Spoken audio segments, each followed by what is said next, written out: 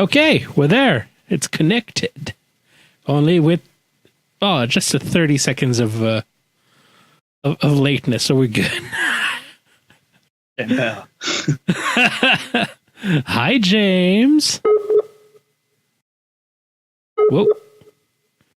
And now we have a network connection on this network issue on the Skype. Hopefully it's gonna connect back.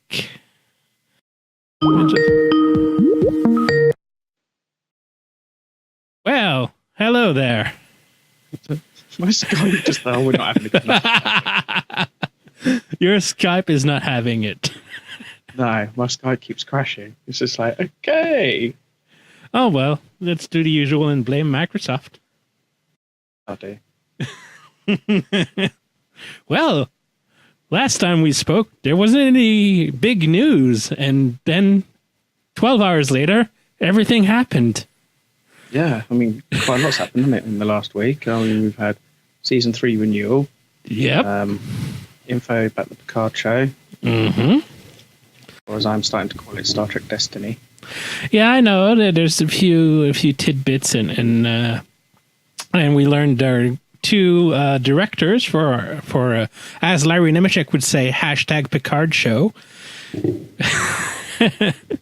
Yeah, you see, that's what I don't like calling it the Picard show, so which is why I just keep thinking of a variety, kind of with guests and. And you had the sequence when someone brings in the exotic animal from Kronos and Doria. No? I mean... all right, so let me pull out the trusted and reliable sources. So we can start. Well, there's an easy one. So Discovery Season 3 is happening. We kind of all knew it would happen. It just was a question of when. And most estimates were correct. Probably just one episode off, because last year we got a Season 2 renewal. Well, the official word on the renewal right about the 6th episode of Season 1. And this year we got it around the 7th. So, I mean, the estimates were in the ballpark. And we might be looking at what was a July shoot? Yes, from... Let me just pull up the thing that I've put in the chat.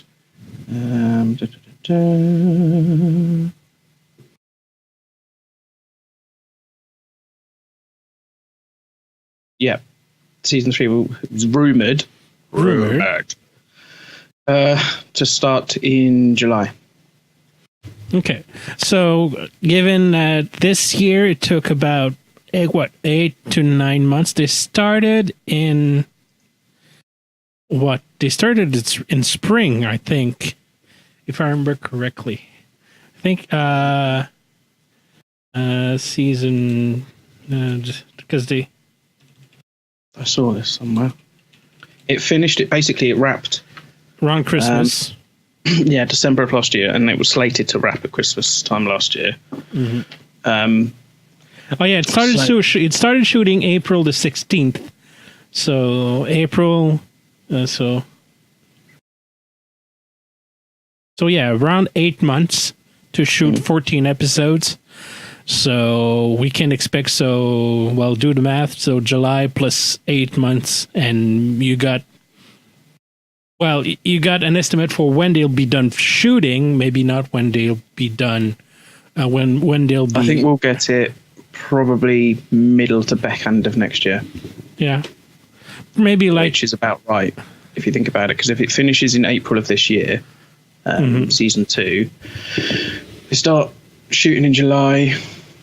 So we might be in a cycle where the show starts a few months after because last year the season finished in February, and this year started in so it might just tail end its last year's season finale. I kind of see it like that. The way it's kind of scheduled, it might like kind of alternate between seasons like that. Hopefully, you know. But then again, I think we're probably looking at it finishing. We finish one series and then it'll roll into another, maybe with like a 6-month break in between. I would have thought. Yeah. Because I mean that's what they're aiming to do with the Picard show, isn't it? Or Star Trek Destiny. I can't call it Picard show. It just, to me, that just sounds really, you know. So I will call it Destiny until I hear otherwise. That's what they're doing, isn't it? Because it's about 6 months. Finishes in April, and we're saying we're going to get the new show late 2019. So I mean, yeah, okay, we're probably looking at it's October, November time, but then it's around about 6 months. So. And this time around, they got their producing shit together, and we're not like expecting huge delays like for what happened with season 1. The machine has awoken. As kind of like how DS9 benefited from the expertise that was developed by the producing team of Next Generation. I can expect the same for the Destiny and or the slated projected Michelle Yeoh series. So I mean, we still haven't heard anything about that. I mean, we know that they've said that it will come off the back of Discovery, but will that be end of season 3 or? I think so. I think they'll probably like they're setting up the characters this season, and they'll set up the like the storyline for the Section 31 series during season 3 of Discovery. That's how I see it. Kind of like how they started, in TNG. They started with the Cardassians, and when they found out that they were going to use them heavily for DS9, they developed plot lines for them in Next Gen. And if I remember correctly, the whole Maquis storyline for both for DS9 and for TNG was because of Voyager. So I can see something like that.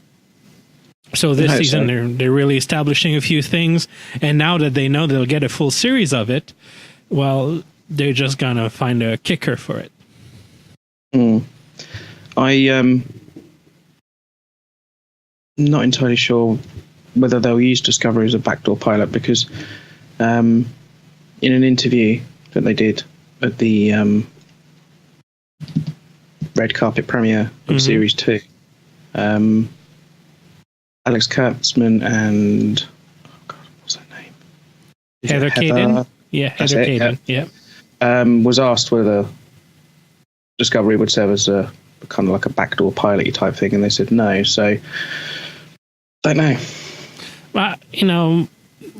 I'm not seeing a whole backdoor pilot like the episode with Gary 7 was supposed to be. But I mean, I can see it like, as I said, like in Next Gen, like in a few, they can still establish characters and plot lines that will be then reused. I mean, to have a backdoor palette would be something else, would be really to have a whole episode of that other show, but in Discovery or in your main show. That's usually what they mean by backdoor pilot. So, I just don't think backdoor pilots work. That's all. Because every series that I've ever seen, starting from like because they were originally like with what's that? My mind goes blank. Supernatural. They were going to have a spin-off show for that, and they used an episode in Supernatural as like a introduction. That didn't work. And then tried it again, and it worked, but then it got cancelled after like a few episodes. And so I don't know. I'm a little bit apprehensive to see whether. We'll see. But as I said, I think it's just going to be plot lines and all. The CBS right now doesn't seem to be need much convincing to greenlight Star Trek stuff right now. So no, I mean, yeah, we've got obviously the Picard show, Destiny, Lower Decks, Sexual Fake 1, and the rumored show heading to Nickelodeon. Yep. Or it's done by the people from Nickelodeon. So I mean, it's going to be quite big. Yeah, a lot to look forward to. Indeed, it's going to be an interesting year, that's for sure. So I mean, with the exception of, July potential shooting, I think the biggest thing for me was the how everyone was crowing about how it wasn't going to get a third series, and I'm trying to be diplomatic. Basically people crying and saying that it wasn't going to get a third series, and how CBS had decided they're going to cancel it, but they won't. It was cancelled, but no, it was put on hold. It wasn't cancelled. It was, yeah. But yeah, no, basically, loads of people messaged me when Series 3 was announced, and they were like, "Oh, have you seen this? Have you seen this?" And I was getting screen caps upon screen caps of like places like Midnight's Edge and the hate groups from Discovery and stuff. It was hilarious seeing the meltdown people were having. Oh yeah, because sorry, go ahead. No, I was just going to say, I know it sounds really bad because I was having, laughing at people's meltdown, but it was. I mean, prime example is Star Trek is dead was like what a lot of people were saying, and then there was other ones from this is a F you to the fans and stuff. It's just like, really?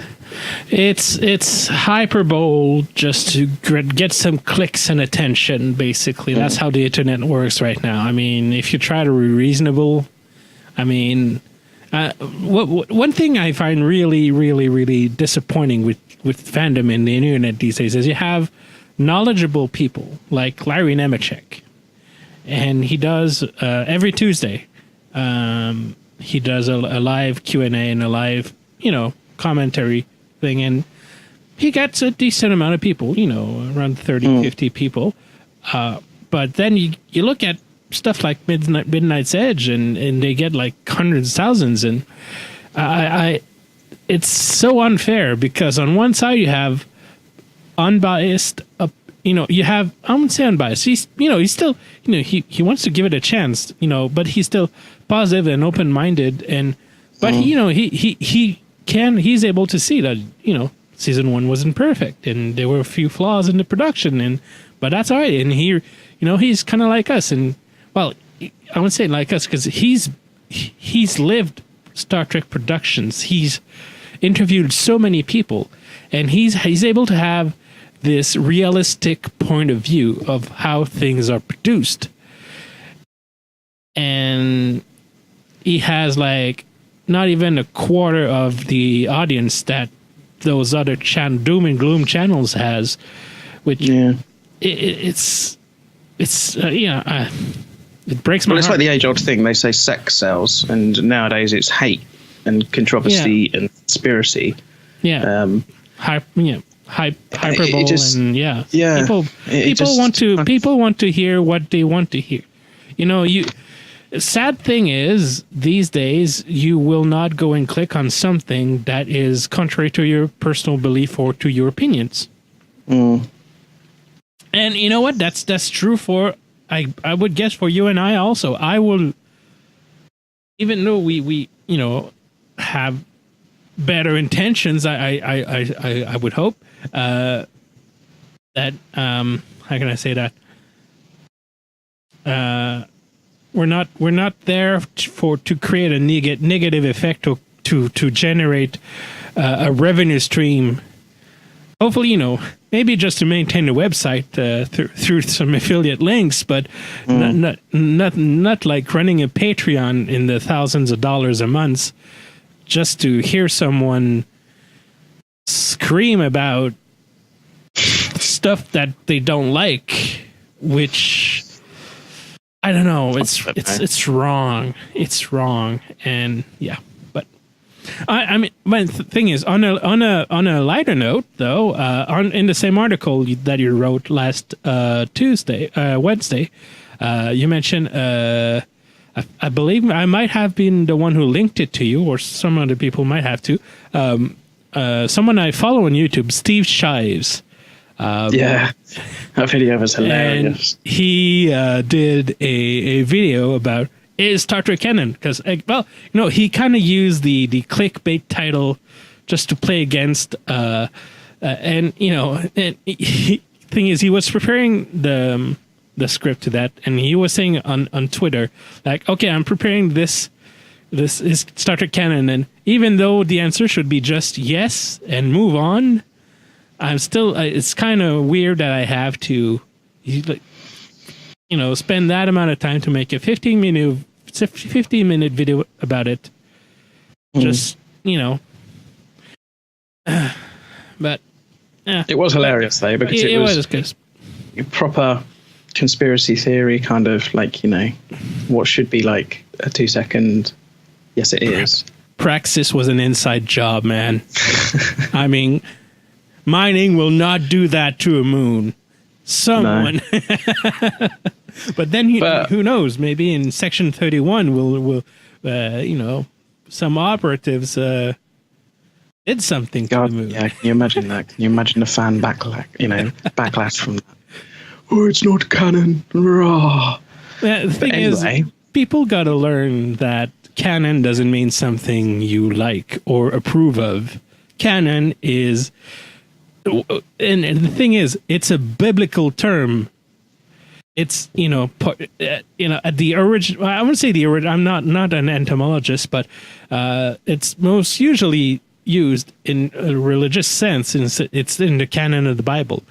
And that word got ported out to media and to literature first, but still, and people treat it really religiously, which is something. If one thing that the Church of Trek, I mean, Futurama wasn't all that wrong about the future of the fandom. But I mean, that's the scariest thing, you see, because if it does. If people do take it that seriously, and they start living their life by the teachings of it, there's some great teachings in there, but then there's also some that you just think to yourself, I mean, on to other news. So on the Picard show, we learned that two Trek, I don't say, one has done Star Trek before, and the other is a proper veteran. Jonathan Frakes is slated to direct at least one. We don't know any numbers for him. So Jonathan Frakes is slated to direct some of the Picard series, and Hanel Culpepper is set to direct the show pilot, which I think, if I read correctly, would be the first 2 episodes. It is, yeah. And it's kind of, a lot of people are like, oh, well, does it really matter, blah, blah. But it does, kind of, because it's the first time that any Star Trek series has launched with a female director directing the pilots. And if anything, the pilot is the most important episode. Well, yeah, because it sets up the whole tone of the series, and if you get a pilot wrong, 9 times out of 10, I guarantee you, people won't come back and watch the the rest of the show, that sort of thing. So yeah. So for the ones who don't know, she directed last year's Vaulting Ambition episode, and she's stating to. Which episode she directed? Red Angel. The Red Angel. Slated to. Well, she's directed, but we're slated to see later on. Yeah. But I mean, just to tell me her resume for directing, she's directed Criminal Minds, Castle, Quantico, Flash, Gotham, Lucifer, SWAT, Grimm, Sleepy Hollow, Hawaii Five-0. She's no stranger to sci-fi, fantasy, and genre shows. No, and you see, that's what really got me, because one thing that sometimes I wish didn't happen, but sometimes, it comes in handy, is when, I get sent like screen caps and stuff like that. A lot of people were denouncing her because she hasn't directed sci-fi. One of the things, the trope that they were throwing around was, oh, she doesn't know what she's doing. She doesn't. It's like, can you not read? I mean, yeah, okay, we've got quite a lot of like criminal type things there, but then Grimm fantasy, Sleepy Hollow fantasy, The Flash fantasy, Gotham fantasy, Supergirl fantasy. So yeah, she hasn't directed sci-fi as in, anything like The Expanse or previous Star Trek or anything like that, but she's had a pretty good. Yeah, and the thing is, people ought to realize that sci-fi is not a job. Director is a job, and Star Trek is a gig, and a director will do, they'll do the job that they ought to with what they're given. So it's kind of like, an actor doesn't care if it's sci-fi. They might have their preferences, but when it comes to be a job, a role's a role, especially in a good show that will provide royalties for years to come, and conventions and autographs and stuff like that. It's but yeah, people will see what they want to see, and yeah, and we won't go into how certain people are bringing her gender and race into it either, but it happens. It's the usual things. Yep, it's the usual. Also casting has begun, and we got our first 2 castings. Yeah, Michelle Hurd. She's had quite a lengthy TV career. From recently, we saw her in Lethal Weapon, and she's had credits including Ash vs. Evil Dead, Daredevil, Jessica Jones, The Glades, and Hawaii Five-0. And then I cannot pronounce Santiago Cabrera. Yeah, that's it. Who was seen most recently on Salvation, another CBS show. And he's done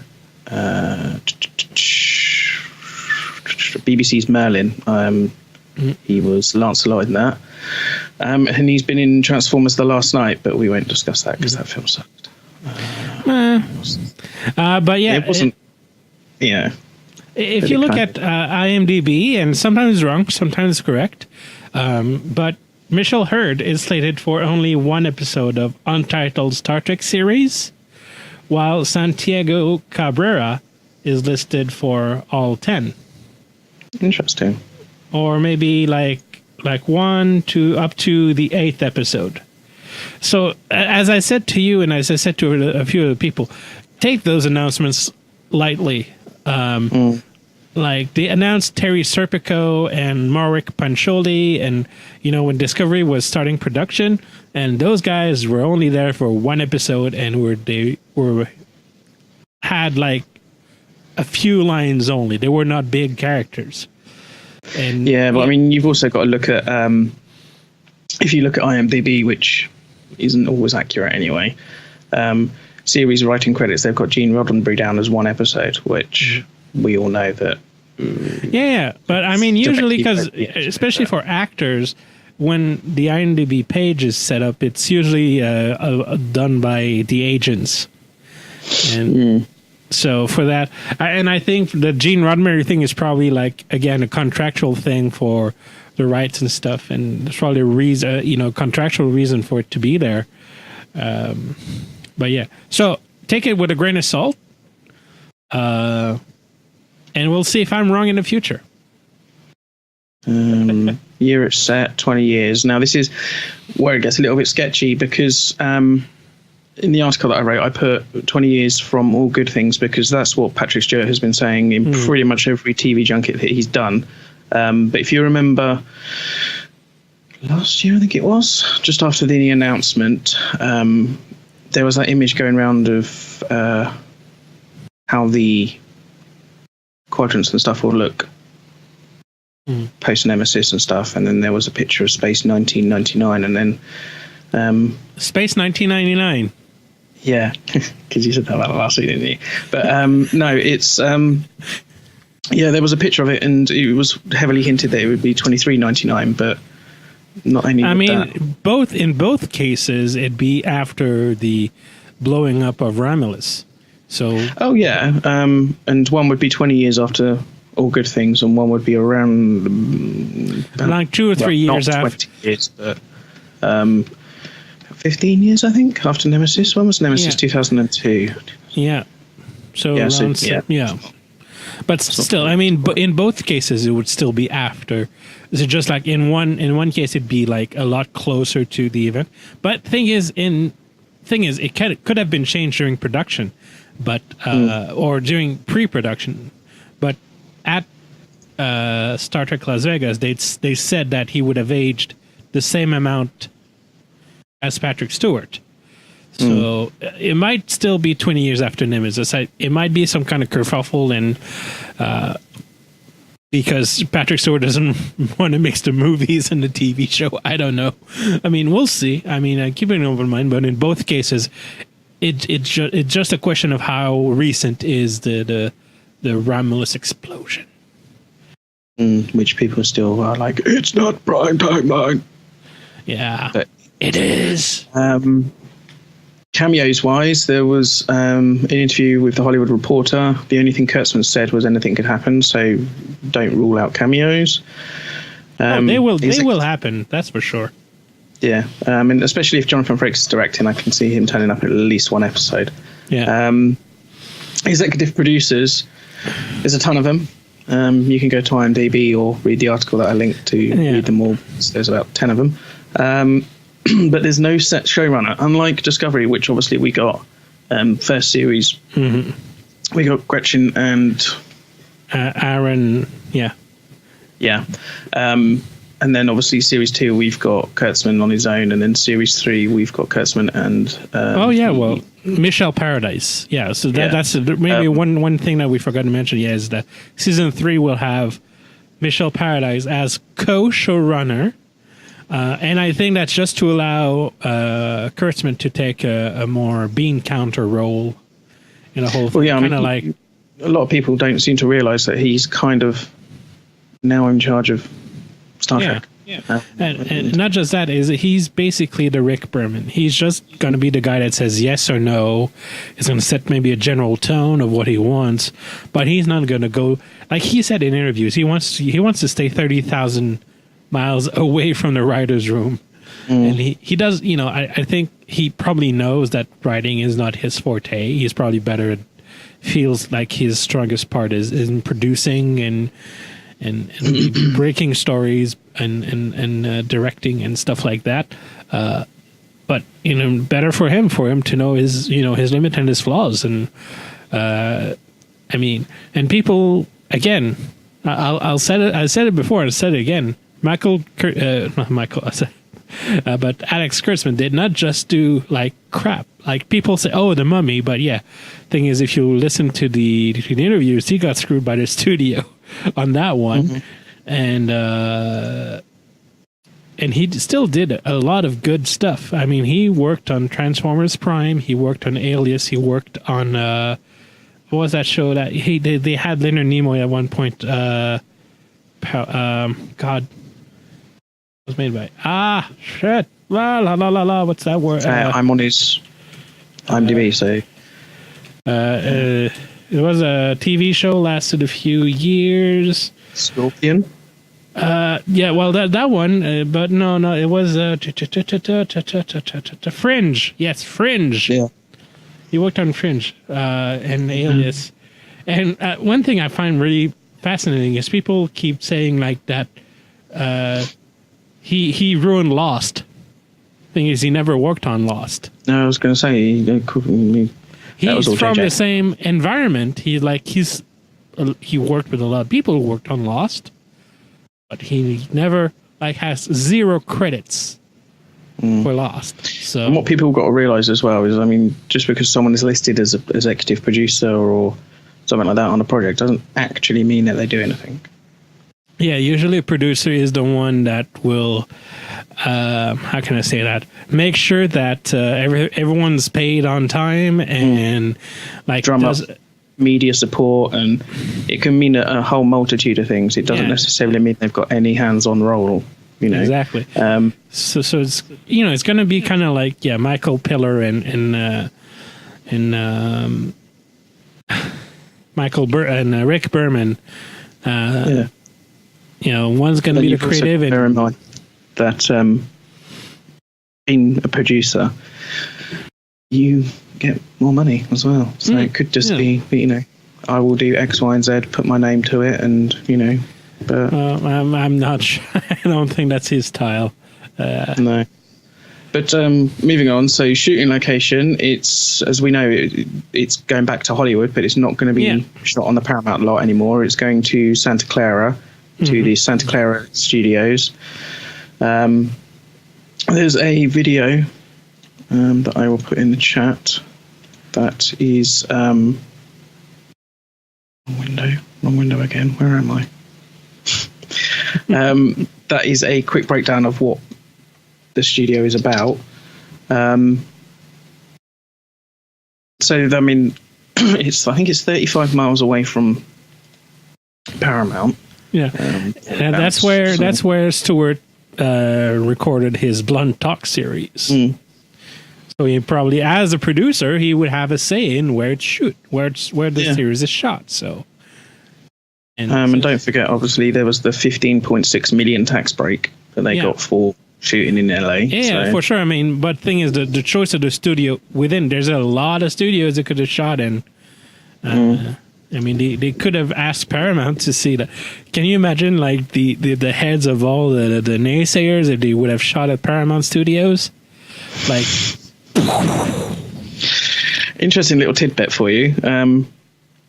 It was only a 5-minute drive from where a certain studio was before. Oh yes, I've read that. Yeah, a certain studio that is now a motorcycle shop, I think, or a motorcycle leather shop, something like that. But it was converted into some kind of shop, basically. So yeah. And by the way, if you're looking for a job in Santa Monica, CBS is looking for a social media producer.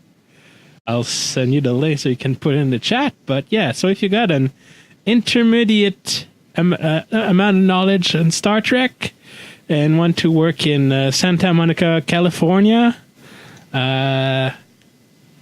It's a shame that I don't live in America. Say the USA. I mean, I'm on the American continent. Yeah. You know what I mean. So requirements. So if you have 3 years or more of experience in producing custom social media content and managing brand social accounts, experience developing creative visual and video optimized for sharing, deep understanding of publishing on various social platforms, keen eyes for visual storytelling, passionate and knowledgeable amount of television and pop culture, ability to work against tight deadlines and flexibility to pivot on strategy and execution when necessary, and willingness to work nights and or weekends if necessary. Oh dear, and it's it possesses intermediate knowledge of and a passion for the Star Trek franchise. So yeah, I mean, hope there's still hope for them to one day clean up their comment section, but that's just me dreaming. We can all dream on that one. So shooting schedule. It's going to be starting shooting on April the 14th, according to Production Weekly, which is a reliable industry news source. Start shooting on April 14th and go for 5.5 months with a wrap of October the 1st. Okay. So that kind of ties in with if they're going to wrap it in October. So 2 episodes per month. Well, if you think about it, we got season 2 of Discovery in January and they finished in December. Yes, there's 14 episodes in Discovery and only 10 in this. So I reckon probably end of November, beginning of December. I mean, worst case, again, January of 2020, maybe because they wouldn't want to break for the holidays. Like they don't know, do they? It's going on CBS All Access. Yeah, but no even though it's streaming, if Christmas happens, they might want to delay. because they're still like, but we'll see. But they've been known to, last year they put a break and they didn't have to. Yeah, they did. They broke up Discovery, didn't they? And then didn't. Yeah, I guess so. Yeah. So, and then bring it to obviously Star Trek Destiny. According to Production Weekly again, the working title for the show is Drawing Room. And when this first came out, because I first saw apparently, supposed character breakdowns on the hashtagshow.com. I spent probably about 6 hours trying to, Google it and find out information and stuff like that. And the only source that I could find that lists Drawing Room and Star Trek Destiny together was Production Weekly. Just because I wanted to see whether that hashtag show had, found something. Yeah. But it's interesting to note that Star Trek Destiny was copywritten back in November of last year. Oh, no, filing date August of last year. So it's possible. But then it's also a case of they do have Star Trek Revolution, Star Trek Academy, Lower Decks. The moment they start a project, they have to put a trademark before anything starts for real to cover their butts. So yeah. So it's possible. It might not. But, and for those that will again say like David Mack's series of books and whatever says no, might take a few notes from it, but it will certainly not be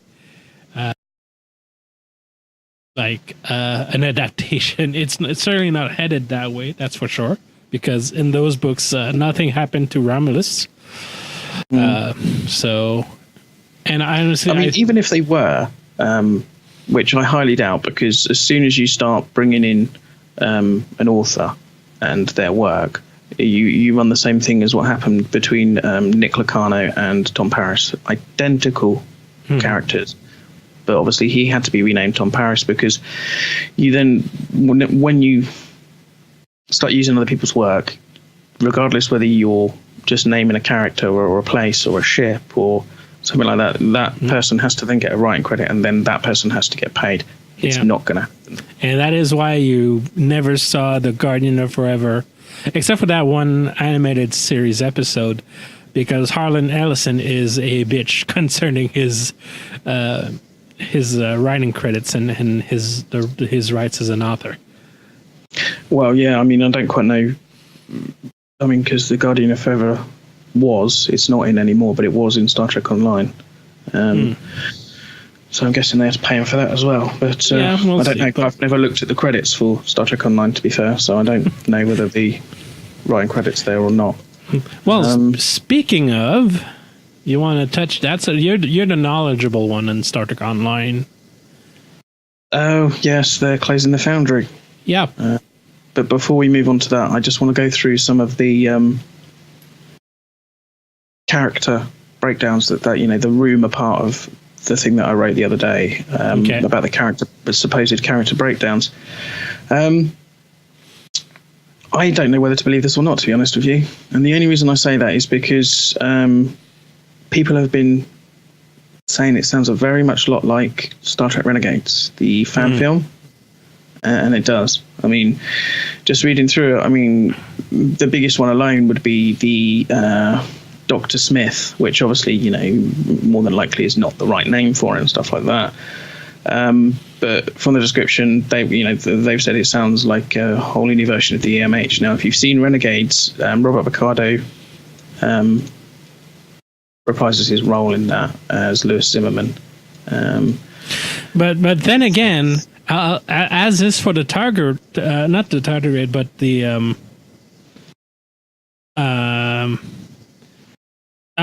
for the Axanar thing. Sorry, how can Star Trek steal from themselves? Well, they can't, but you know what I mean. It's I know fans and all, but thing, those are established again tropes and characters that have been established by Star Trek in the first place. I mean, holographic Doctor, and how many movies or episodes have there been about a ragtag crew has been disavowed by whatever and has to save the universe? I mean, thing is, I mean, it hasn't in Star Trek. I mean, until Discovery, where we were introduced to Section 31, it's always been very much a Starfleet type thing. Yeah, we got the Maquis and Voyager. The Maquis, and you got I mean, Insurrection, like it or not. I mean, you had Picard going full renegade with the big guns and all, and dropping the pips and so. I mean, again... I mean, it's possible. And some of these, there are some quite interesting characters that in this supposed breakdown, but I don't know, it just... But then again... It can't be corroborated. There is no... I cannot find where they got this information. So unless it's something that they managed to get their hold on, their hands on from CBS directly through someone who works there or someone that's worked on the production or whatever, I cannot find any information about this at all. So that's why it's marked with a big red things rumor. Yeah, but then again, I'll say it again. Those the whole Renegades thing.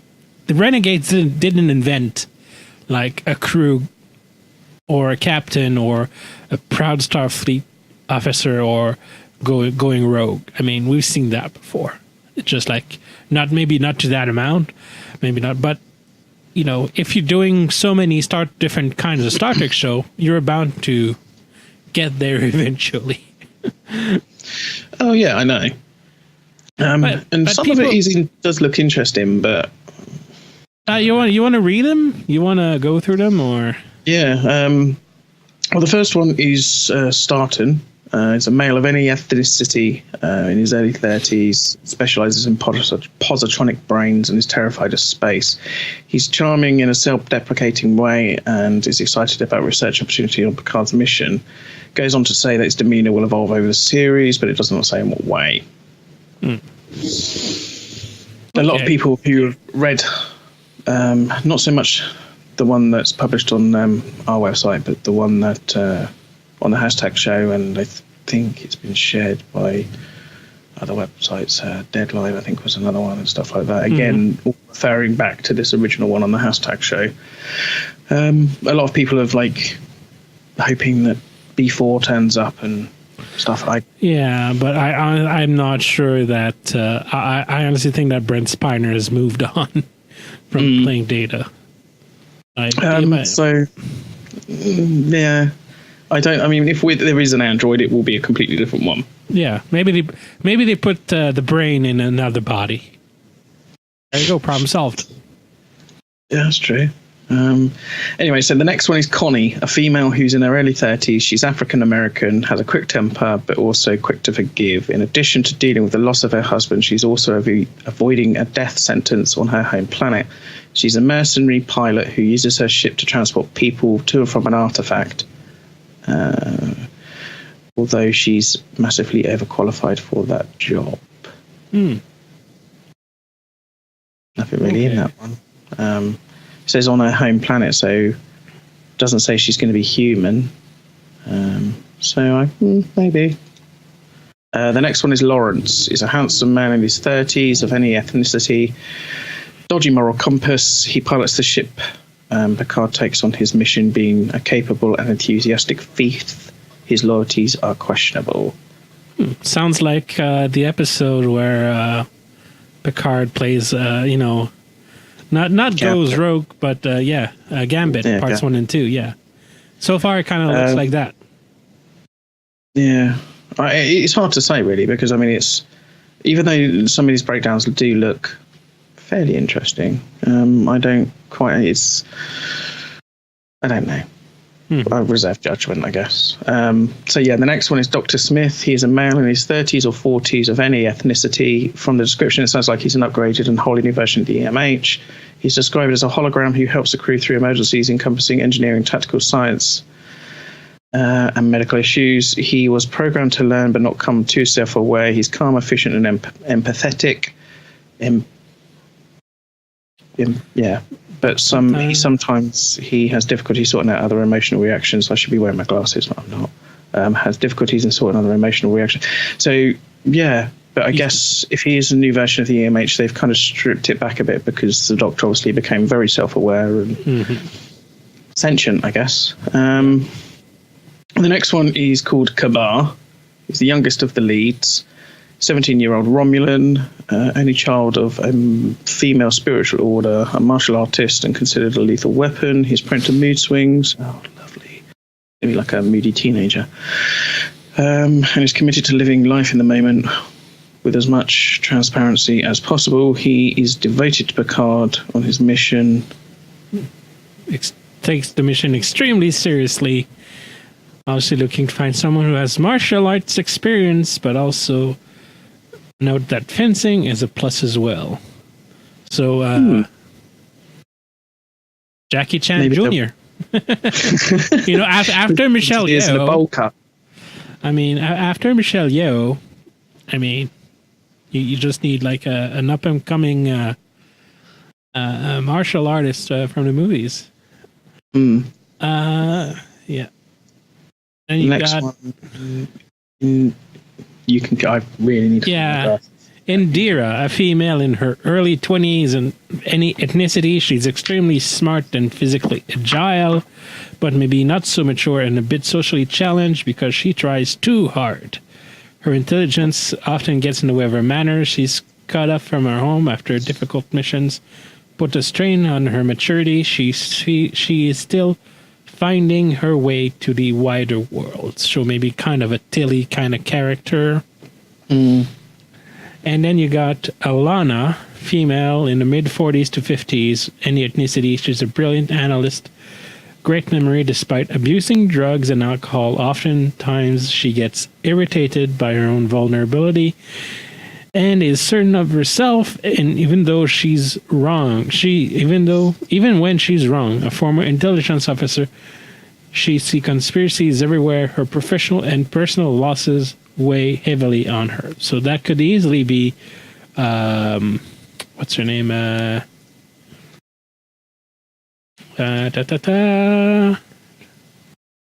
So I think honestly, like if from the breakdowns, like I'd see Michelle Hurd as that last one, and I'd see Santiago as I think the first one, what was he? The Sartan, the male of. It could either be the male of Itney, the positronic guy, or it could be the kind of EMH guy. Yeah. Well, either that or the thief. Yeah. I can see, because he's played in Salvation, he was a little bit questionable in some of the stuff that he did. He pulled that off quite well. So, but again, it's because I can't corroborate any of this, and I have seen no, sources for this at all. Yeah.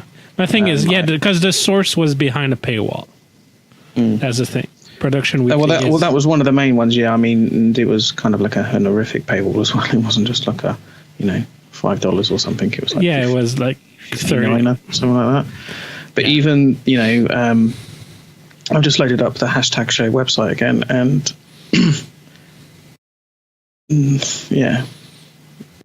there is no sources to this at all. So we'll see. Yeah. Yes. So far, the only source is behind a paywall.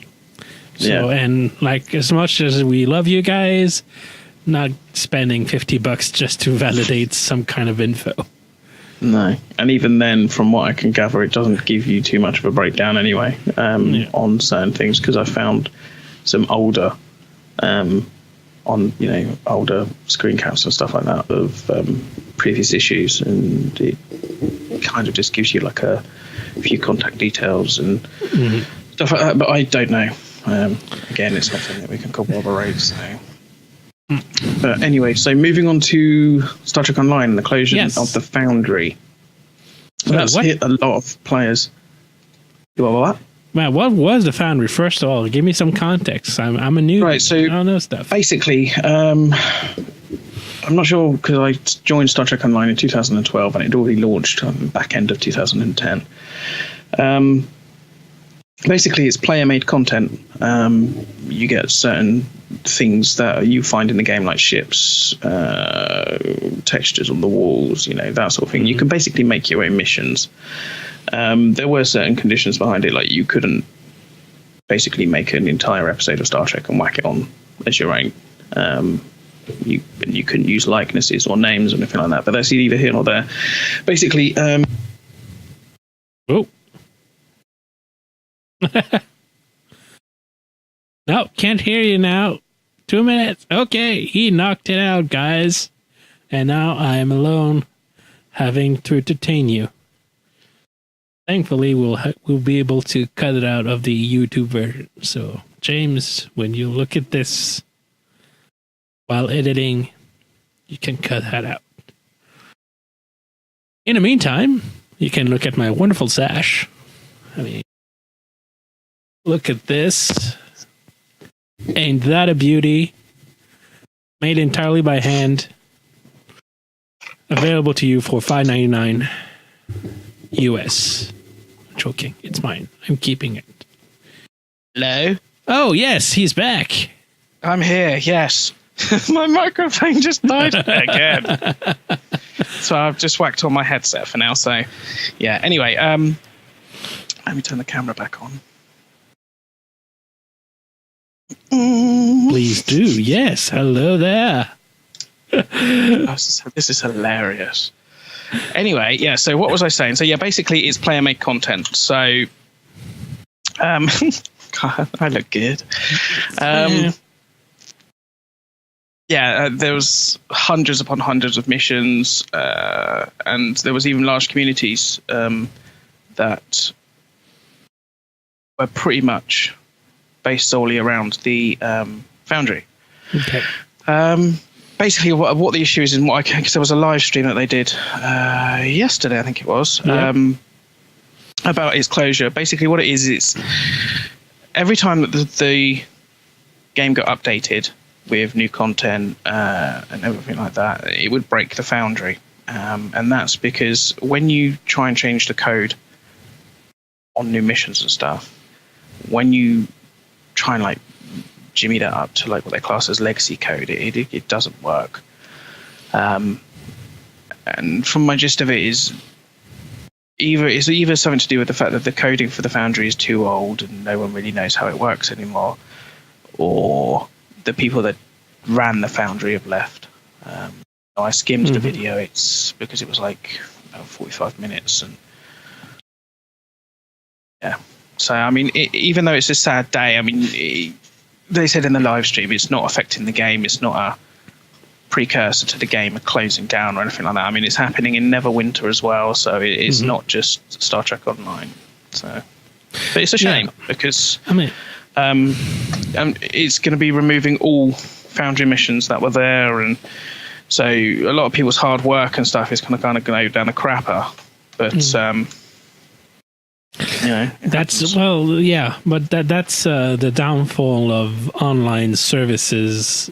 Everything these days is you put effort into something that will eventually, whatever you do, it will eventually go down the crapper. If you're not able to have a hard copy of a local copy or something you've done, eventually it's going to go down.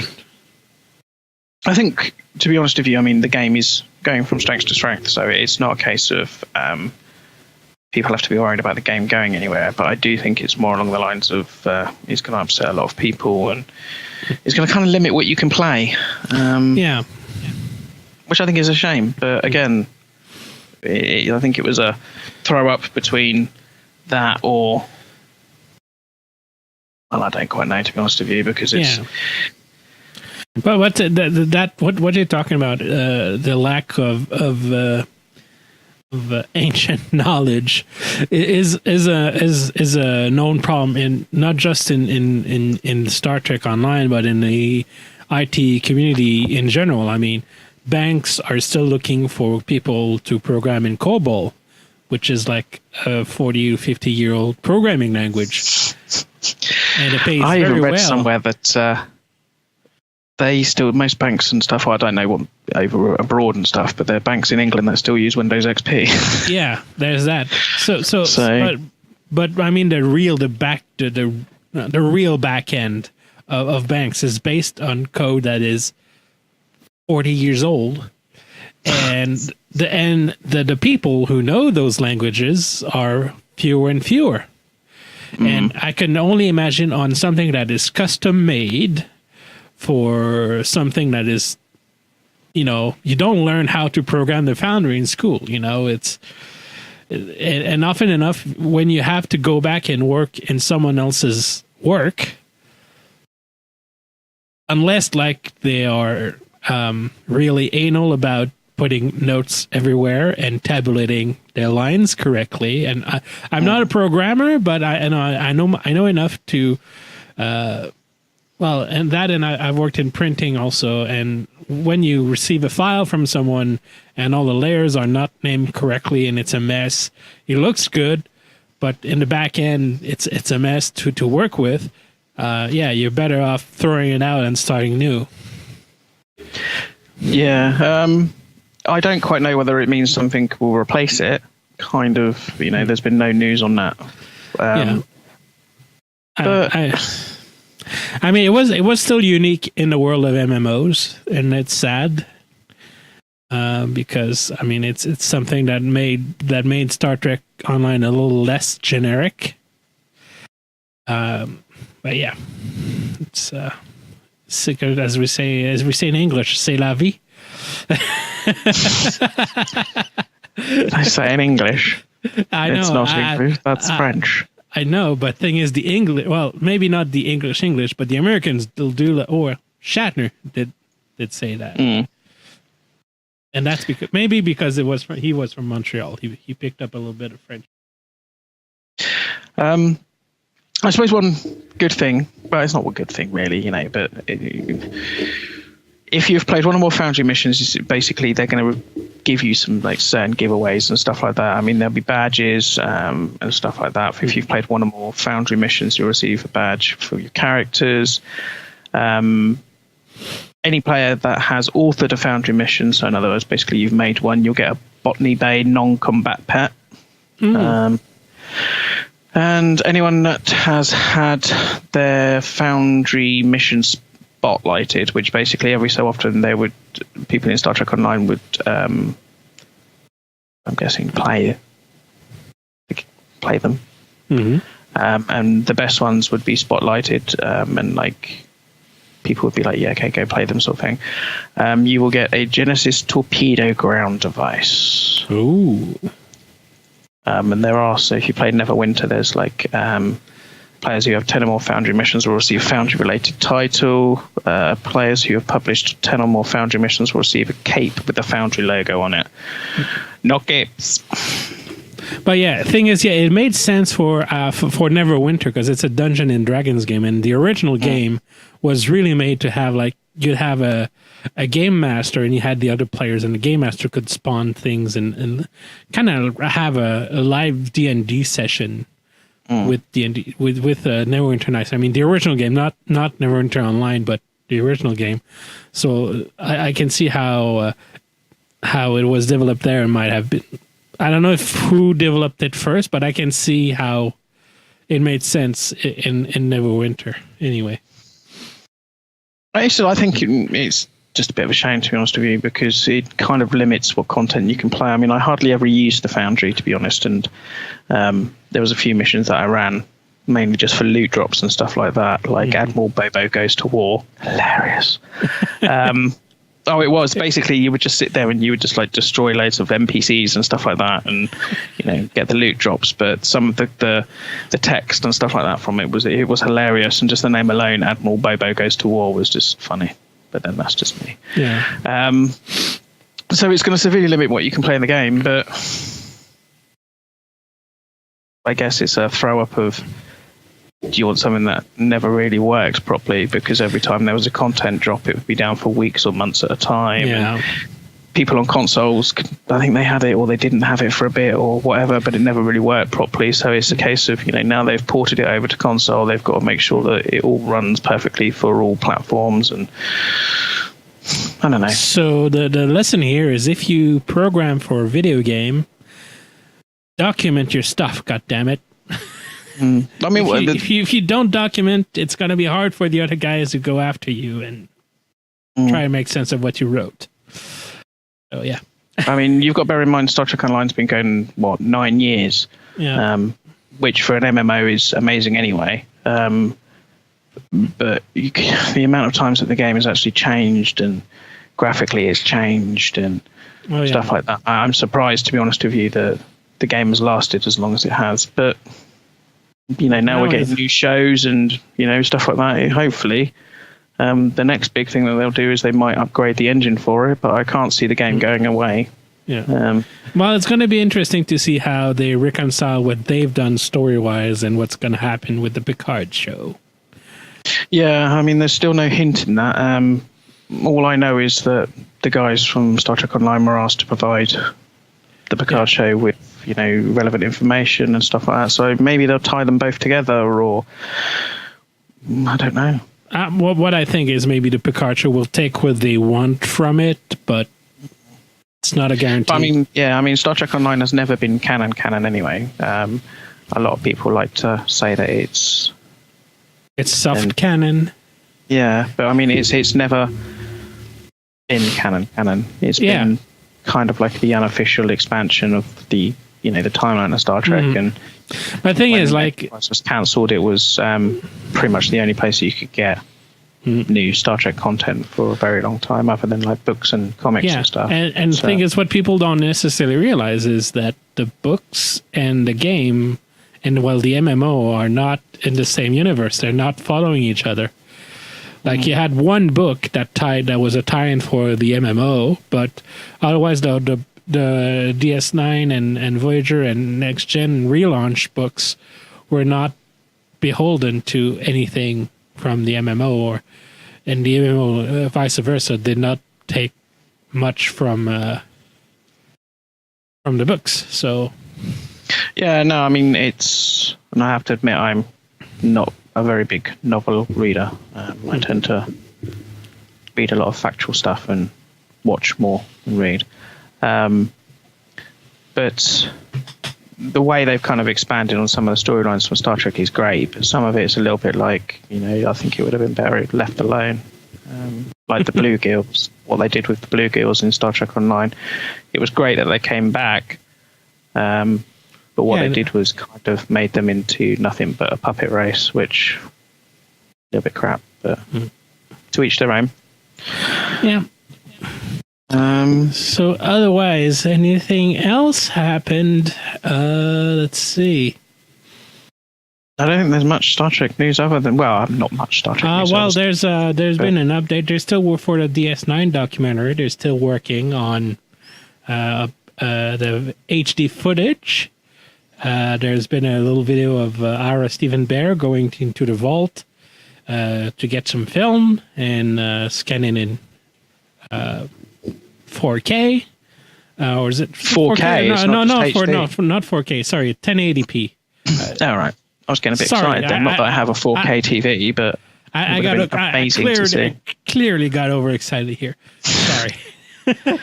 No, it was fine. It's just it would have been amazing to see what what it all would have been upscaled to 4K like. So yeah. Well, sorry, but yeah. So if you go, there's a video update on What You Leave Behind YouTube channel, and puts a key card in, and see, like, there's shelves and shelves of script notes and reels and reels of film. So yeah. And I was basically 4 days ago. Yep. So still looking forward to that movie. A few people saw it.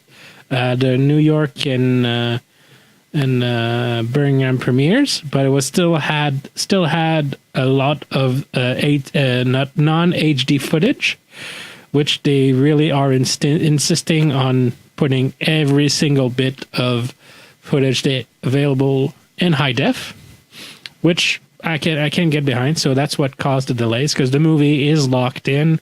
The assembly is done. They just need to wait for the how can I say that, for the for the high def footage to replace the normal footage. So basically, yeah. So that's basically it. I mean, to be honest with you, I mean, even the next gen HD isn't great. It looks better, but when you screen cap it or try and do some bits like that, like I've had to screen cap some pictures for the website and stuff like that, you still get that grainy effect. So I'm kind of, which you don't get on things like Discovery. It's film. That's what you get with film. Yeah, but I mean, even the series, I think it was series 3 and series 4 of Enterprise was shot in HD, and even screen caps from that are all grainy, which I found really interesting, because there was I can't remember what I was screen capping the other day. It was for something for the website, and I thought, this should look almost crystal clear. Whether it was just because I screen capped it from Netflix, I don't know. But the pictures weren't great. But I guess. Well, no, from a personal point of view, it's one of the things that's always been a bit of a bugbear for me is that they upscaled and remastered TNG when it kind of didn't. Maybe series 1 and 2 needed it, but the rest of it kind of didn't. It held its own. But with like some of the big battle scenes and stuff like that in DS9, I've always wanted to see that in HD. So that's pretty much it for the. I mean, other than there was an Discovery episode that. Oh, sorry, my Baldric is playing games with me. Let me just put it aside. As I said, it's not made to be. Oh, la la. Is that thing heavy? Not that much. You quite get it's there, but that's not like weighing down on you. I so want one of them. It's just really dissecting last week's episode and having a quick chat about them returning to Talos 4. And the beard is canon. We can say it is. Now? Yes.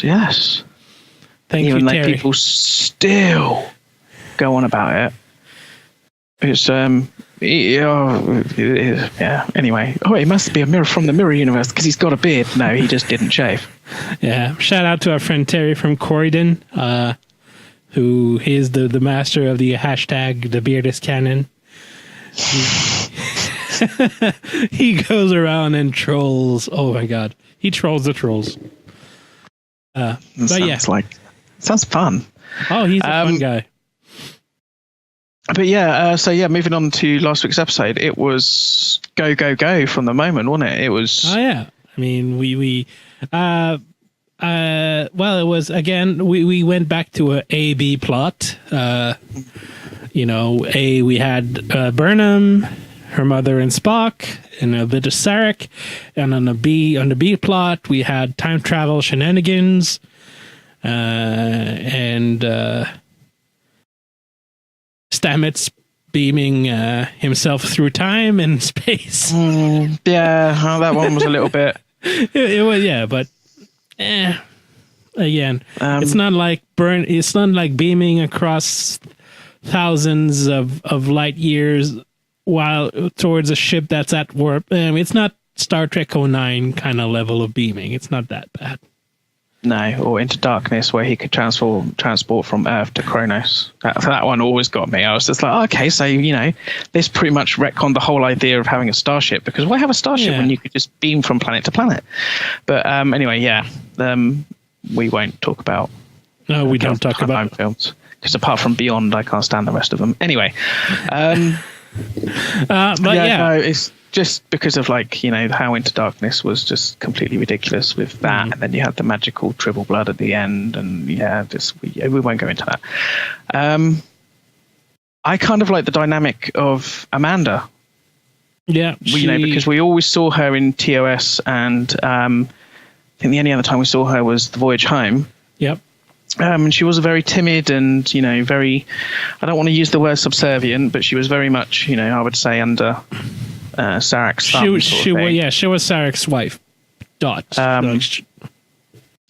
She was pretty much, you got the impression that, and I don't think anyone would have a go at me for saying this, but it was very much the way she was portrayed in TOS was very much of the times. Very, She was a gracious wife, and she was a gracious lady and of a proper upbringing. But yeah. And it was kind of interesting to see her standing up for herself. Now, if you read people's comments and stuff like that, they go the whole SJW route and everything like that. But no, I think it was quite nice because it was showing that even though she was Sarek's wife, and how we've seen her previously, it was nice to know that there was more than one dimension to her. Does that make sense? Oh yeah, no. And we saw a bit of that last time we saw her too. Like when she said, like, "I'm going to find him, and it's not with your help." She wasn't like, she was angry, but she was kind of more pissed off than angry. Like I still want to know what Burnham did though. Oh yeah, I thought we'd see that in this week's episode. Her returning home. We thought. I think they're going to keep that for a few more episodes, if not the finale. Yeah, probably the finale because we saw Spock like episode 7 when they had him touted. It was all over. Anyway, so apart from that, we saw Sarek get emotional. Yeah, that was interesting. But before that, one thing that I found interesting, I don't know if it's the influence of Enterprise or Kurtzman's or both, but where they found Spock was in a Catric. It was in a kind of a sacred temple, but that contained Catras. And if you remember, Catra crystals was it, wasn't it? Yeah, Catra crystals. Yeah, and if you remember, that's a throwback to Enterprise with. There was a few throwbacks to Enterprise in there. First of all, we had the pyramid-shaped writing of Sarek, kind of book or holo book, and you had like the idea that they could store Catras in, basically Catra batteries, I guess. Yeah, to me, I mean, I haven't had a chance to rewatch this week's episode yet, but just from what memory I remember of the episode, they look like faces. Yeah, on the wall, on kind of an rack. Yeah, and thing is, in Star Trek 2009, where the Vulcans, where Sarek was got to hide while the planet was being destroyed, was in what they call the Catric Arc. Which is a little kind of it was kind of a throw to that. So I don't know if it's Kurtzman but yeah, it was basically I don't know if it was the Catric Arc but thing is the idea of a Catric Arc was clearly shown in there, which is a nice throwback to both Star Trek 09 and to Star Trek Enterprise. Some of the visuals of Vulcan were good, I thought, as well. Yeah. We actually got to see a lot more. Again, a little cameo from Vasquez Rocks also. If you look clearly, you might have to freeze frame, but you'll see the diagonal rocks somewhere in the back. And what do you think about raining? It's raining down on Vulcan. What you mean, because it was raining on Vulcan? Yeah. And now oh my god, I gotta ask 5-Year Mission to do a cover of It's Raining Down on Africa now. Because it's raining. It's raining down on Vulcan. Why not? It's raining down in Shakar. It's entirely possible. I mean, we've never really been led to believe that Vulcan is like a dry, wastelandy planet. But then again, it's a case of fans didn't see it for like 50 years, and then, we only, how many times would we see Vulcan in Star Trek? We saw it like, I probably could count it on one hand. There's a bunch of TOS episodes. No, just the one episode. What's that? Amok Time. Oh, okay. Amok Time, yeah. And we saw it in Star Trek 3 and 4. And we saw it in Enterprise. Enterprise was 2 episodes. I mean, I suppose you could say unification. We were on Vulcan when he went to visit Sarek. Yeah, but we didn't see We outside. didn't see outside. And that's basically it.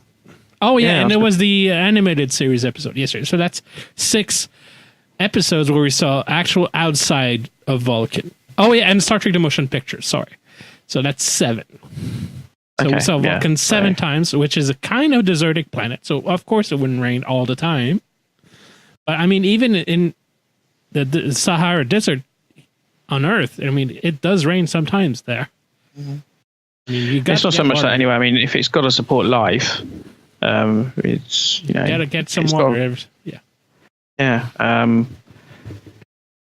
So yeah.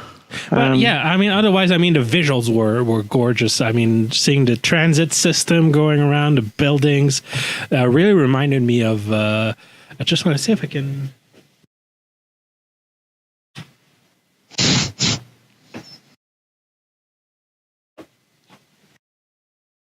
If you've seen Dayton Ward's guide to Vulcan, the cover, I mean, they clearly, one took the inspiration from another, but yeah, I mean, the visuals are very, very inspired, and it's the same kind of diagonal shaped buildings and stuff like that. So. I mean, the one thing I did notice is they didn't mash up with mash up. Can tell it's late here. They didn't exactly meld. Where am I getting this from? With Enterprise. The times we saw it in Enterprise, visually, they weren't the same. But then I guess 100 years. Yeah.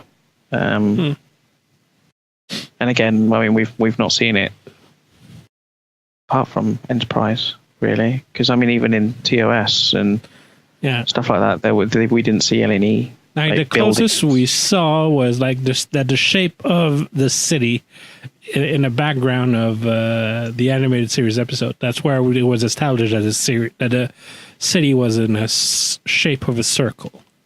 But we got the shape of the city. We didn't get to see any detail on the buildings. And that shape was reused in the TOS remastered episode when they did Mock Time. So they redid the whole rounded shaped city kind of thing. But yeah. I mean, we meet Spock. And yes. And Christ. And stuff. He's all screwed up. But what do you make of him having a learning disability? I'm not sure how to. I mean, it's possible. Because obviously, he's part human and stuff like that. And I think it kind of served the purpose of the story to illustrate how the link, how it established such a strong link between Amanda and Spock. Because the thing is, is Spock being that Spock chose to live the Vulcan life. And yet he has this strong bond with his mother. So something clearly had to happen for him to be bonded to his mother, as it was shown before Discovery was ever shown on the screen. And yet for him to be acting as a full Vulcan. And I think honestly brings that in wonderfully, kind of like last year's episode where we learned that why Sarek and Spock had that issue between them, because he saved a place for him, because Sarek saved a place for Spock at the Vulcan Science Academy, and yet he chose to go to Starfleet. And honestly, I think that added a depth to the relation between Spock and Sarek, even though Spock was not even shown in that episode. And this time it adds a depth to Spock and Amanda. And Burnham at a certain point also. So, I mean, it doesn't do anything against the character. It adds depth to the relation and also shows that even though you do have a learning disability in real life, there are ways to go, beyond it and yeah. So no, I know what you mean. It's kind of it shows that it doesn't necessarily have to judge how you lead your life. It's kind of a way of showing that anything is possible. It doesn't necessarily matter. And there's also the way, because when Amanda said, what really got to me is when she said she was alone with him, like that the Vulcan teachers did not care for Spock having that disability because of he was half human. It went with that message of racial prejudice. Kind of like in the 1950s, if you had a half black kid and needed special services or special help, there would be doctors and specialists and people who would flat out refuse to help your kid because of his skin color. And yet the mother would have to double the efforts and put all of her soul into her child for her child to be able to have a chance in life. And I think that goes and reflects that. Yeah, I think it does show as well that that not necessarily, having two parents is always advantageous because. Well, no, I think it does because it showed very much that she was alone, even though that she had a husband and that sort of thing. He wasn't aware of everything, so it just kind of showed that not all families, just because you've got two parents, are.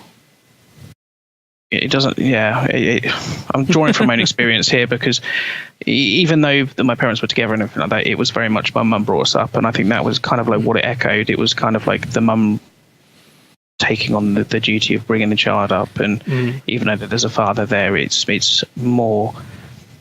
I don't want to say a burden, but it's more of a. I can't get my words out. I know what I want to say, but do you know what I mean? It's kind of more. I guess burden is. It's more of a burden on the mother. It's a duty. It says you got to bring food on the table, and but then again, that's the beauty of Star Trek. Well, basically any media, book or series or show or movie is you find meaning where you can and where you want, and you always will draw from personal experience, and that's the beauty of it. Yeah, and I also think as well, a lot of people who say that there's Star Trek Discovery doesn't have any messages, it's just like, well, you obviously aren't watching it because... Well, it's people... I don't want to judge, but those people, a few courses of critical thinking and... Because sometimes, the message doesn't have to be like in bold letters and saying like, this is the message, half man, half black and half white.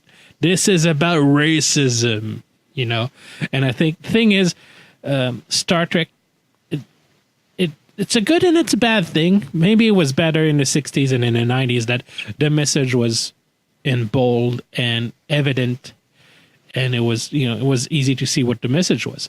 But the thing is, we live in a more kind of subdued era where there are nuances, and you have to balance drama, and you have to balance meaning, and you have to balance care. You have to balance so many things in a show today that you can't afford just to tack a message that bold onto a show, onto an episode. You have to. We live in a Game of Thrones era. You have to have the drama will have to go first, and the message will have to be part of the drama, but it will have to be like a little more subdued, a little bit more refined, more subtle. Yes. So, going back to Talos IV. We all knew that the Thasian, it was in the series. It was mentioned, I do like what I saw from a preview of this week's episode, but then again, I think the kind of bridge on the nose kind of threw off a few people. But yeah, but I always thought that they looked a little bit too. I don't want to say cartoonish, but yeah, you kind of got the whole. It was made in 1964. I know, and I get that. But I think it's this time they look more alien. Yeah, they still I got agree. It was the big head, and I mean, they got they got the important elements: big head, the veins, and the veins are throbbing. That's all you need. I mean, a lot of people have been bringing up the question about the is it General Order 7, something like that, about it being an off-limit penalty of death place. I mean, but in the cage and the menagerie, we were never told why. Yeah, I mean, I've rewatched the cage and the menagerie this week, and honestly, I find it ridiculous. I wouldn't say ridiculous, but a little harsh for like the death penalty to go there. I mean, the worst that can happen is you go there and you never go out. You know, you put buoys around the system and say, don't go there, it's dangerous, you know, put it off limits. Fine. But a death penalty is a little harsh. So I think, again, it's going to be... and the thing is, there's a lot, you know, the way Spock and Spike interacted in the menagerie. Like, they knew, like Pike knew that he had to go back. Like, there was a plan that was already pre-established. Like, kind of a contingency. Like, if you become invalid or if something happens to you, you have to go back to Talos 4 to whatever. And I think, honestly, it was set up what happens. Because, again, the cage, not the cage, but yeah, the menagerie... The events of the menagerie kind of need a little bit, I wouldn't say need, but would benefit from a little bit more context for a little something more to justify, like, why the hell, like, this just like so secret and all. And I think, yeah, and I also think that it would kind of be nice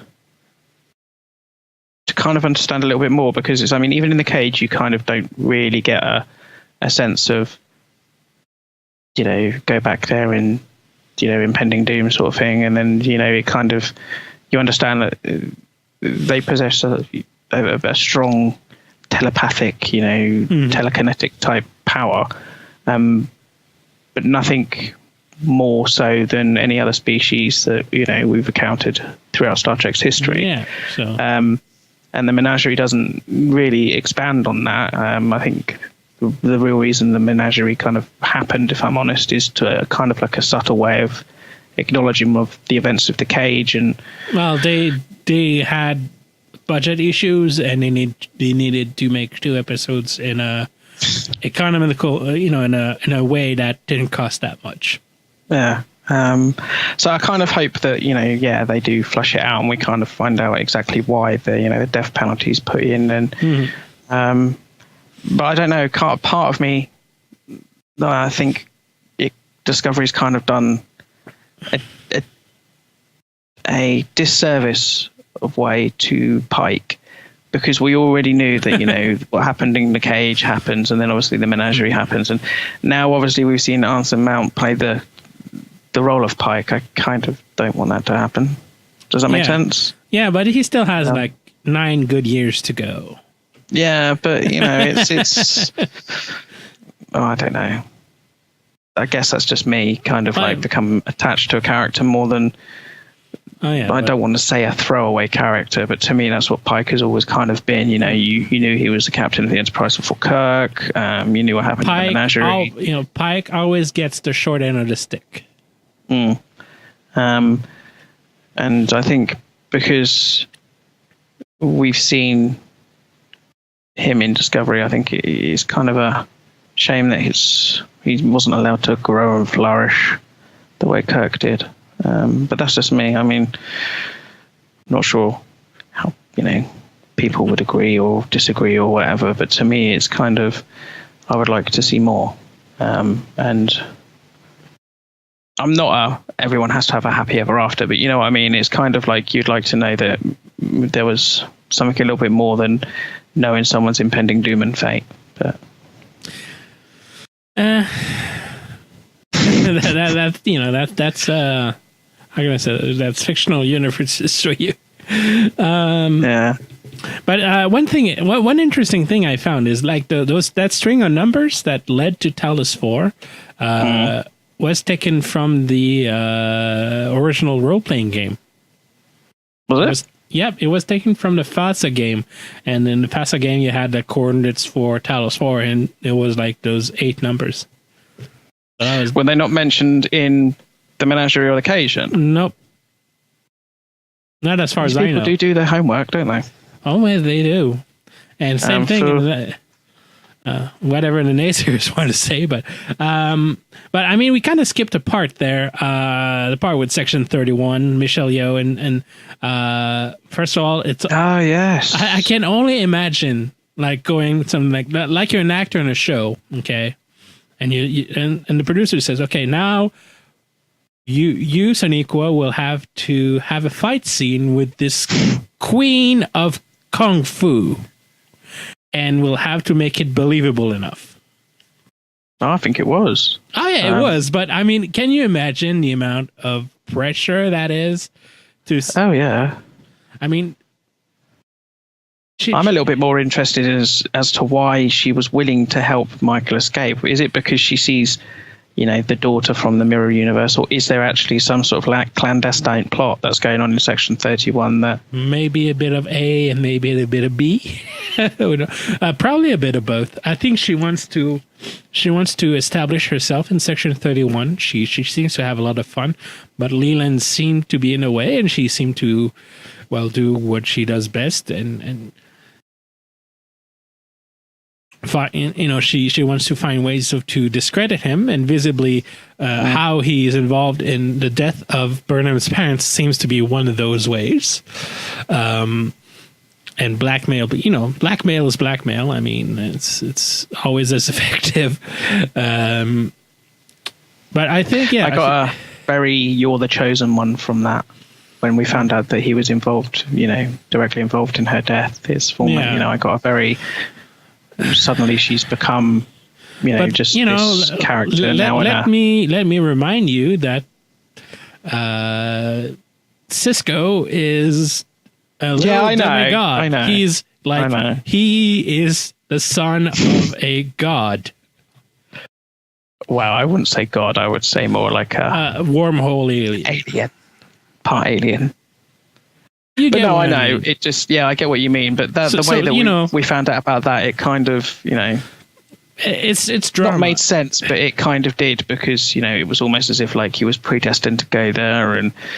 But with her, it was kind of, I don't know, it might have just been like a throwaway line sort of thing that, kind of, Georgiou knows what he did involved in the death of her parents, and I know sort of thing, so you better not say anything. Or it could be something that they're looking to expand upon. I don't know, but I just got a very "you are the chosen one" vibe from it. Yeah, but as I said, it's 2018 TV. They all do that, and true. It is a drama. So that's what they do in dramas. So you kill my father, prepare to die. There can only be one. But I mean, that's pretty much it for the episode, isn't it? I mean, there wasn't really anything like. Well, I mean, the probe. We haven't touched on the probe and yes, and how it looked very Matrixy, but again, it's a trope. But the thing that I liked especially about that part is the relationship between Pike and Tyler. Like they clearly evolved, and that little scene with the launching, here's the badge, and no, the badge outranks the chair outranks the badge, kind of little scene established their kind of little rivalry that was established in previous episodes, and it really played up a big role in this episode, and yeah, I like where this is going, and knowing what's going to happen next week. Well, this week with between Khabar and Tyler, I think that newfound friendship, or maybe not friendship, but mutual respect, will be put to a test. Yeah, it's going to be very out of character for Khabar as well. He was more of a subdued. Yeah, but we mentioned it before, but he was clearly traumatized by his experience, and it's not every day that you get to confront the guy who killed you. This is true, very true indeed. But I also just want to bring in the fact that there seemed to be some sort of like new threat to Earth, didn't there, in the trailer for this week as well? And that's why Spock has gone a little bit doolally. Yeah. I mean, but otherwise, there's the whole 500-year thing in the future probe thing. Again, I feel kind of feel like I've seen that in previous sci-fi shows. Like you send something in a temporal anomaly, and it comes back kind of like immediately after, but it was clearly modified. Has a little V'ger ring to it. That classic send a probe and comes back modified. But I mean, still, it's a Star Trek trope. I don't get. Yeah, I mean, there's also the whole. People have been akin it to the temporal Cold War because that kind of happens at the same time, and it took kind of like me looking at 500 years from Discovery would be the 28th or the 29th century, which is around about the same time as the temporal Cold War, which I'm kind of really hoping they don't even touch on because that's just been done to death. I hope so as well. I honestly still don't think they're heading there. I think it's going to be something separate, but they have not shied away from from homages to other previous, like the whole plasma thing. Plasma nacelle trail was taken from the Galileo 7, and but to take plot points from previous series, I don't think we've gone that well. We have Talos 4 now, but other than that, but I don't know, because I mean we never really got a solid end to that. So I mean, if they do it, I'm kind of hoping that it's a solid. This is what happened at the end of it. Blah blah blah. I think, but I also as well if it would have been hope that they don't even go there.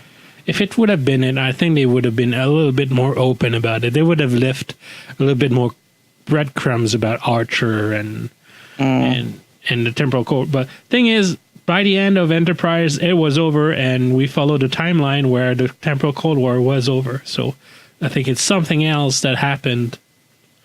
I mean, there are temporal shenanigans all across time and space.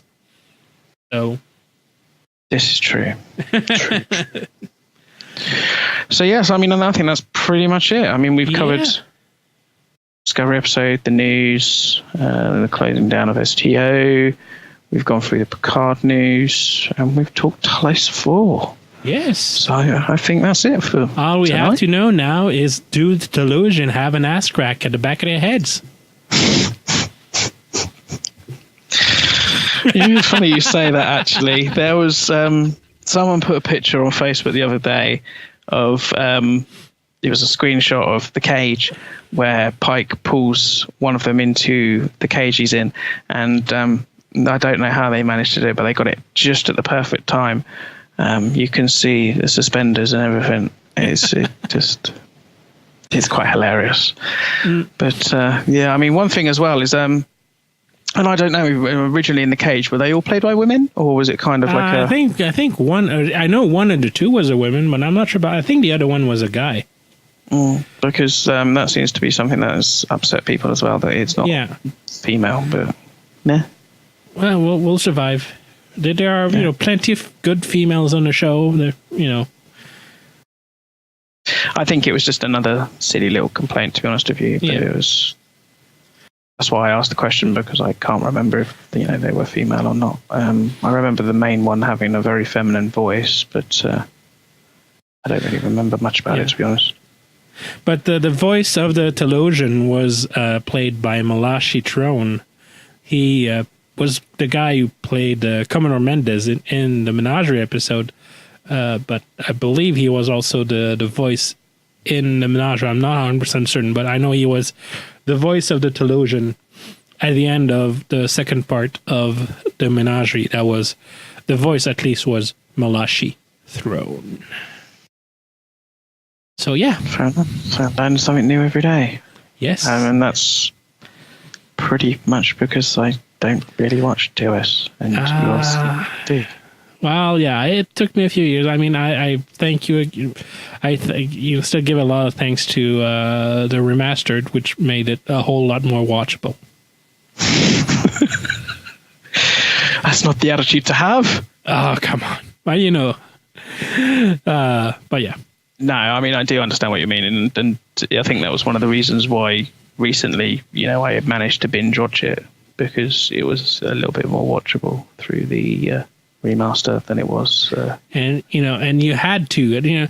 Thing is, like, immediately after the episode, I was with my boyfriend, and so okay, now you have to see the cage. Like, there's no, you don't have a choice. I'm putting it now, and he, and we watch, and then a few days later we watched the Menagerie. But yeah, so it's, honey, you don't have a choice. We have to watch it now. Yeah, you see, I didn't find. I mean, I read up about Talos IV and stuff like that. I did a lot of reading about it, but I didn't feel the need to go and watch The Cage and Menagerie. But that's just me, innit? I mean, I'm not a very big TOS fan, so I'll have you sit down and a la Clockwork Orange and have you binge watch the whole TOS. Yeah, it is. Yeah, Christian, it is an era thing. I personally enjoy older things. I mean, I mentioned it before, but I've been rewatching a lot of Space 1999 recently. I love the Jerry Anderson stuff, but it's clearly not of my era. But I still managed to enjoy the camp and the. I mean, especially like I love the series called UFO, which was made in 1970, and that they imagined the futuristic 80s, and like everyone in high collars. Well, not high collar, but everyone had a collar, like a nice coat. Threads from the future. God bless Jim. Yeah, I guess. What am I watching? I've kind of like shied away a little bit from sci-fi. I'm watching a lot more of like fantasy stuff. I've finished watching Merlin, Grimm, Once Upon a Time. Currently watching Spartacus, which when I first saw it on TV, it just looks like porn basically for TV. But there is actually a storyline there. But yeah, no, I mean, and I'm kind of waiting till this season's stuff is over. And then I'll start binge watching the DC shows again and stuff like that. But I'm waiting for The Expanse season 4.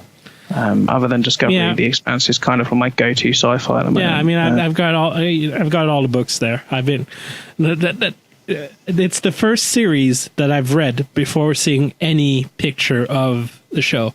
Like I've read that the rights were acquired by Alicon Pictures or whatever, and I immediately ran out and got the books before I wanted to, because I wanted to experience the feeling of having read something and making my own pictures in my mind before seeing any of the concept art or seeing any of the episodes. And I'm glad I actually been able to do that at least once in my lifetime. Kind of like my dad was able for Dune back in the day. Like, it was one of the first books he got me to read. But, I mean, the movie was still out. I still remember watching it as a kid, not understanding anything. It was really cool. I didn't understand anything. But yeah. So I've watched about 20 minutes of Dune. Because I just couldn't get into that as a film. But then I can watch things like Flash Gordon and, some of like the really retro campy stuff like that. Well, you might want to give a try to the they did a Dune miniseries in the 2000s, and it's a lot more. But less Lynch, because David Lynch is something. And if you've watched Twin Peaks, and especially if you watched the third season of Twin Peaks from last year, that was an acid trip, and nobody knew what they were doing except maybe for David Lynch. I think. Yeah, I kind of got that whole impression with Series 3. I mean, it was something that I made sure that I watched when it first came out and everything, and it was just like. None of it really made too much sense until like the last 3 episodes, something like that. Yeah, but even then, I mean, we can. There are people who probably know their stuff a lot more than us about that. I still struggle to find. I enjoyed it, but I don't know why. That's a mystery, and it boggles the mind. I did find Twin Peaks quite hilarious, though. To be honest with you, quite some of the stuff that was just like freakishly stupid. But that's just me. Yeah.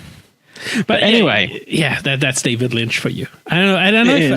I wonder if Ensign Lynch in you remember in Star Trek First Contact, like the Borg that was shot down in the holodeck. Like his name was Ensign Lynch. I wonder if it's an homage. Maybe. Well, we'll see. I'll have to look it up.